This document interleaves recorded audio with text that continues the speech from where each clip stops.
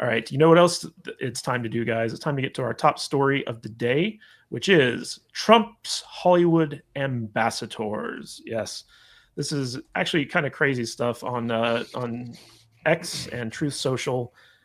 Trump announced that he's tapping Jon Voight, Mel Gibson, and Sylvester Stallone to be his special ambassadors in Hollywood. This was designed just to trigger people. These are the only names that Trump knows that came from Hollywood. Like, and the best part was I heard Mel Gibson. Guys that I watched when I was younger. I like those guys. Let's make them in charge. Like, yeah, okay, buddy. And my favorite part is that apparently, like, Gibson had no idea that was about to happen. He was never talked to about this. He's like, "Oh, that sounds good, I guess." Yeah, why not? Yeah, but here's the actual tweet. It says, "It is my honor to announce Jon Voight, Mel Gibson, and Sylvester Stallone to be special ambassadors to a great but very troubled place, Hollywood, California. They will serve as special envoys to me for the purpose of bringing Hollywood, which has lost much of its business over the last 4 years to foreign countries, back bigger, better, and stronger than ever before. These three very talented people will be my eyes and ears, and I will get done what they suggest. It will be like the United States of America itself, the golden age. The golden age of Hollywood. What if they just suggest to ban the city? Someone said Kevin Sorbo. Kevin Sorbo's pissed right now that he didn't even get a phone call. Oh, he would have taken. He's been stumping for Trump for like 6 years. James Woods is another. James Woods, yeah. What the heck? Well, I think the difference here is that these guys are still actively involved in making stuff in Hollywood, whereas I believe Kevin Sorbo is mostly retired. And doesn't he work with Angel Studios though? He only does Pure Flicks now. Yeah, he does Hallmark stuff too, right? But the big question here was like, okay, what are these ambassadors going to do? And basically, what Trump is kind of getting at is he wants like a direct line into like how to bring more Hollywood production back to the United States, because a lot of these productions are going to like Canada or the UK or Australia, where there's like government tax credits where they can actually, like, all the Star Wars stuff is shot in the UK, and that's because Disney gets like 30% of everything they spend back at that point, and they can also write off actors' salaries and get some of that compensated for them. And so I think Trump just wants people who kind of like are not just actors in Hollywood, but also like, you know, producers, and like they actually like make stuff, and they have like, you know, they've been in it for a long time. I think it's funny that the Road Warrior and Rambo are both, you know, his ambassadors on this one. But it's very interesting because basically this can be a two-way thing where basically these guys can advise Trump on how to court more business from Hollywood, but he can also kind of use them as backdoors into the studio system to get the studios to change their behavior or influence what they're making and stuff like that. So I want to start with you, Reaper. What do you think of Trump assigning these three celebrities to his Hollywood ambassadorship, apparently without even telling them ahead of time? I don't even know what they're gonna do. Like, what if they just come back and say, yeah, there's too many pedo rings inside Hollywood? What's he supposed to do? Is he going to blow the city up? It's already been half blown up. Yeah. God already did that for him. Seriously, man. Gosh. Sodom Gomorrah much? Yeah, right. I mean, like, what are they supposed to do? Like, what power do they have? It's just, they kind of go, yeah, they're making more gay films. What are we going to do? Tell them no. I think the purpose of this is so that these guys have a direct line to Trump. Like they could literally like just contact him directly and say, hey, you know, we need to do this or this or this or that. And so instead of going through the regular process of like meeting, like, you know, even Mark Hamill, when he went to meet with President Biden, he had to go through like a bunch of, you know, middlemen and advisors and handlers and stuff like that. These guys can basically just show up at the White House whenever they want. Hey, Donnie. Trump's just going to say, stop making me the bad guy in everything. And they're just going to go, no. I think it's more about it's more about the business and not the culture. I think that's what he's getting at. Yeah, the culture's affecting the business. You've got like just making awful movies because they were petty about Trump, cost them a fortune. That's true, but a lot of money is going overseas too. Yeah, I was gonna say, yeah, Matt kind of hit this on the head. And look, we can poke fun at these guys all we want. Sylvester Stallone and Mel Gibson are two of the biggest international stars of all time. They're very well known. Sly still has one of the biggest shows on TV right now. Gibson's gearing up to do a sequel to Passion of the Christ. I mean, these guys are still active. Jon Voight's one of the most... Yeah. Yeah, Like, it's- he it's- died. Resurrection of the Christ. No, it's Resurrection. This it's time. the story of the Resurrection. resurrection. It's the story of the resurrection. Yeah. But like that, it's not like just And one Voight day. is one of the most, he's got all sorts of accolades and everything like that. Yeah, I think this is about getting business back in the U.S. I mean, this is a direct shot at like Disney doing the shit they're doing over in London and shit like that. Constantly shoot shit. Like, that's the problem we have right now. Hollywood just burnt down and nobody's shooting anything in Hollywood anyway. That's why everybody's like, well, is this going to really impact Hollywood as a whole? Everybody's like, Yeah, no, but not Tom, really. Because Tom, we've 90% of the productions are outside of Hollywood. Well, we've been shooting at Pinewood and other studios like that since the late 70s, dude. What's the difference? Yeah, but the big difference then is when George Lucas went and shot, Star Wars over there, 80% of the productions were still shot in California. Right? Like nowadays, like 60% are probably done in Canada, another 20% is probably done in Australia, and the other rest are mostly done in Georgia. More movies Yeah, are shot in Georgia than anywhere else. Yeah, Georgia. Well, what's interesting about this, Tom, is that I think that this is another pressure point that Trump's using to bully Canada, because like he's already said that we're going to tariff 25% on all your imports. That and he's using the fires, exactly. It's all kind of part of the same thing, yeah. So I think that by him pulling more production into the United States instead of Canada and the UK, he's using it as leverage to get them to the bargaining table to give him the deals that he wants. That could be too. Yeah, because Canada is heavily reliant on film production up there and TV production and stuff like that. And if Trump can steal even a fraction of that away back to the States, that could account for hundreds of millions of dollars flooding out of Canada and into the United States as well. I mean, I know people are poking a little fun at this, but yeah, there is a lot of productions outside the U.S. and comparatively to even 30, 40 years ago, when probably 40, 50% of the productions were still within the U.S., at least Hollywood. Now it's, like I said, you're lucky if 5 to 10% of those are in Hollywood anymore. Yeah. And Odin, people are kind of surprised about Jon Voight being included in this. I know Jon Voight. I used to kind of hang out with him. He's a very decorated actor. He's got a long history in Hollywood. He's Angelina Jolie's father, but he was part of this group called Friends of Abe, which was started by Gary Sinise in Hollywood. It was kind of like a conservative anonymous, how you have Alcoholics Anonymous. Like Friends of Abe was basically like a self-help group for people who didn't have the liberal political beliefs in Hollywood, that they would get together and kind of have they in the closet, conservatives in the closet. Yeah, pretty much. It was based off of, it was based off this thing called Friends of Dorothy, which in the kind of golden age of Hollywood, that was what they called homosexuals, were Friends of Dorothy. And so it was kind of the same thing where homosexuals had to keep their sexual preference hidden while they were working in Hollywood, and same thing with conservatives. And so that's why Gary named it the thing that he did. But so I got to meet and hang out with Jon Voight a couple of times. He was just such a cool, nice, laid back guy, but he's always been a very outspoken conservative in Hollywood, even to the detriment of his career and an estrangement with his daughter as well. But these three guys, Stallone, Gibson, and Voight, are, I think, three of the most outspoken conservatives in Hollywood with a big enough profile. And Stallone, man, I mean, his portrayal of Rambo, how more American can you get? I mean, the first Rambo, not too American, is very anti-American, but then by Rambo 3, it's just oh man, he's up there with apple pie.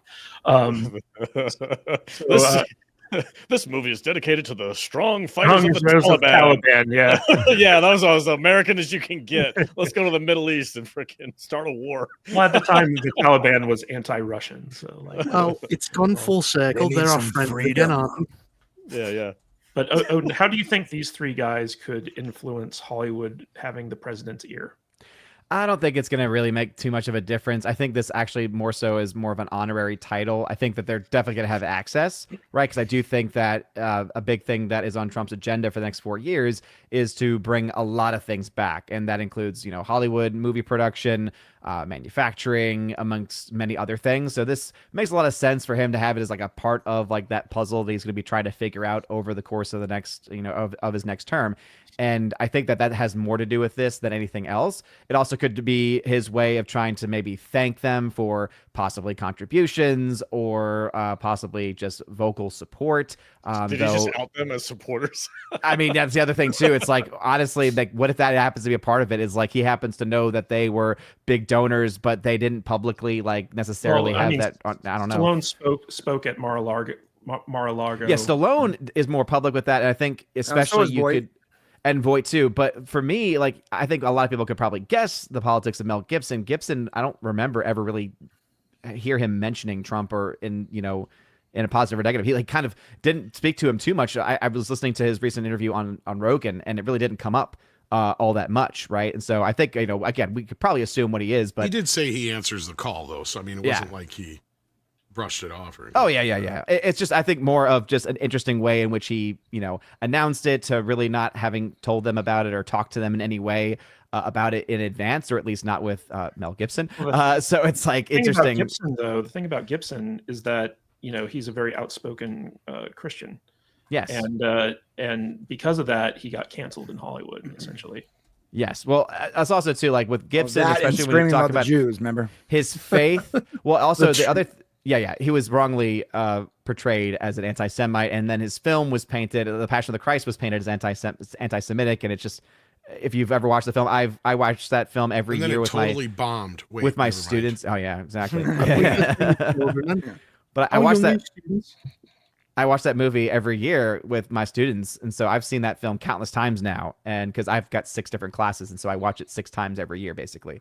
And it is something where it's just ridiculous for them to even make the point. I think more so it's controversial for him because he has been he's gotten that label now of the QAnon adjacent or QAnon conspiracy, like him and his lead actor Jim Caviezel, right, have both kind of been given that label. So I think that might also be a part of it. In addition, as a Catholic, right, he actually is a bit even non-mainstream Catholic as well. He's not just a Latin Mass Catholic like for me, like I am personally, but he also is like someone who questions the validity of Pope Francis, and he's basically more on the outskirts of even the Catholic faith. And so that's kind of this, I think his personality is that he's always been kind of more of an outsider in certain ways. Well, Odin, before we move on to Brian, I want to ask you, what are your thoughts on the announcement of Passion of the Christ 2, Christ Harder? Are you looking forward to it? Gosh.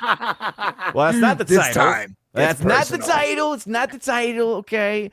It's going to change. It's going to be better. No, I'm excited. This is something where it's not really something that was newly announced. It's been in production now and in talks for years. I'm excited for it because he has like huge plans for it.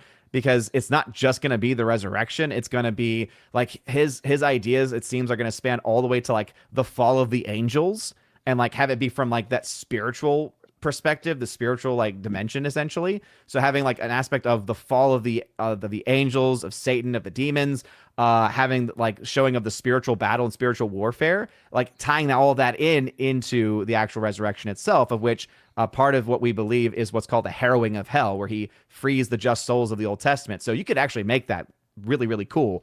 And there's a lot of private revelations he can draw from that can add further, details with that. So I'm excited for it. I'm more of the mindset of stop talking about it and film the dang thing, so that way we can finally watch it. Odin, later on, I'll send you from some storyboards. One of my customers, his name is Sean Sass, and he's been working on Passion of the Christ for like 4 years. Nice. And every time he shows up in my shop, he brags about, he shows me all his folders and everything. And I'm just like, that's cool, man. It's really cool. But I thought he was full of crap until they actually announced it. Now I'm like, oh, dude, you're actually doing Passion of the Christ too. That's crazy. Mm-hmm. Well, Brian, I want to ask you. So, you have Stallone, Gibson, and Voight here. Do you think that other celebrities, in seeing like how this is going to elevate these guys' profile, having direct access to the president, do you think you're going to see other celebrities kind of crawl out from rocks and make the Damascus journey conversion, where they're like, okay, I'm a Trumper now because that gives me a little bit of flex in the industry? Do you think we'll see any other celebrities being anointed as ambassadors? They show up at the White House on a donkey, waving palm fronds. Yeah. I mean, probably not, dude. I mean, most people, most of them still hate Trump because they're hardcore, crazy liberals. Like, it's, what is it? There's a passage in the Bible that talks about a rich man being able to inherit the kingdom of God, right, Odin?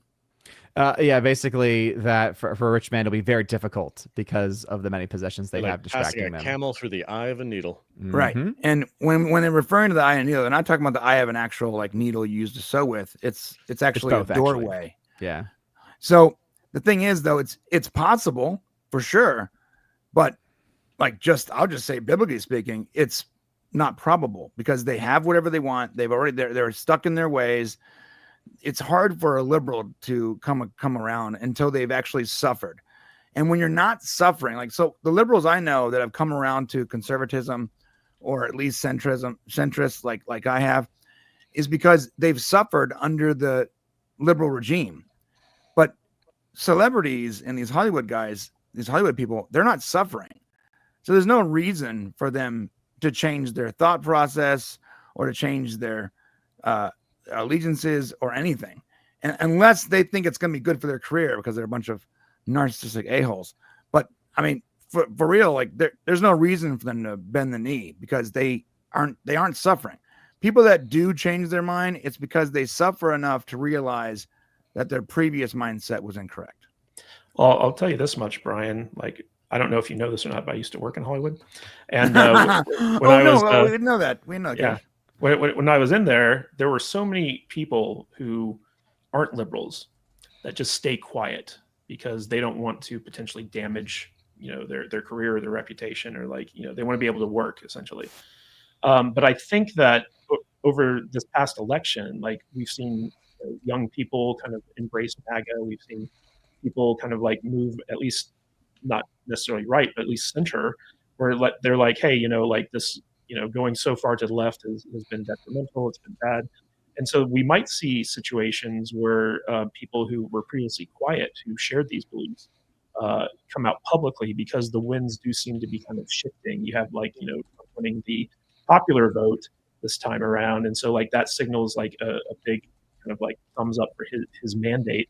Alex, what do you think about that? Do you think Hollywood? Real quick, Kadish, I don't think I mentioned that I've also worked in Hollywood and know some of these people. And I remember them being very conservative and Republican until about 5 years into their career when they start to really change their mind for some reason. And I can't figure out why. Oh, that's so strange. It's almost like the government comes up there and gets blackmail on them and tells them they have to be a certain way. Otherwise, their whole life will be crushed. Interesting. What do you think about that? What do you think about that, Alex? Oh, crazy. So crazy. It's like it all lines up. They're going to pedo parties. What's going on? I bet Neil Gaiman. Everything that Mel Gibson and them say, huh? Sorry. Yeah, I bet Neil Gaiman has a lot to add to that. Yeah, Butter. It's almost like it all lines up. That's so weird. I don't know, man. I don't really know how else you want to spell it. I mean, you can point as many you can point as many signs as you want in the direction of the watering hole. Eventually somebody's going to figure it out. Like, hey, look over here. There's a bunch of corrupt freaking psychos who are eating babies. Look, just go listen to a few. Just go listen to a few interviews with Macaulay Culkin and why he left the industry. Ask Corey Feldman. Wow, Corey Feldman is almost part of the problem. Let's not bring him up. But is he wrong?